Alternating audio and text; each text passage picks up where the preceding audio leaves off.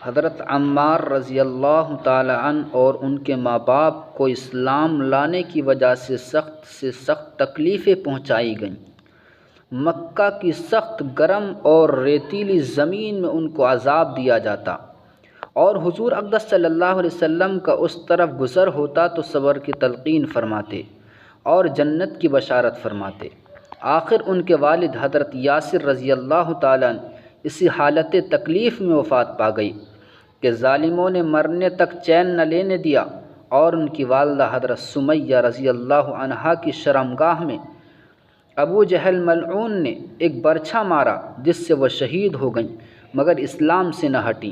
حالانکہ بوڑھی تھیں، ضعیف تھیں، مگر اس بد نصیب نے کسی چیز کا بھی خیال نہیں کیا۔ اسلام میں سب سے پہلی شہادت ان کی ہے، اور اسلام میں سب سے پہلی مسجد حضرت عمار رضی اللہ تعالیٰ عنہ کی بنائی ہوئی ہے۔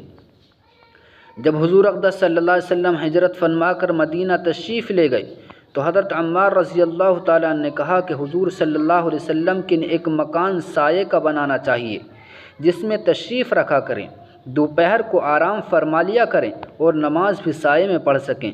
تو قباء میں حضرت عمار رضی اللہ تعالیٰ عنہ نے اول پتھر جمع کیے اور پھر مسجد بنائی۔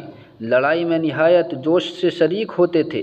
ایک مرتبہ مزے میں آ کر کہنے لگے کہ اب جا کر دوستوں سے ملیں گے، محمد صلی اللہ علیہ وسلم اور ان کی جماعت سے ملیں گے۔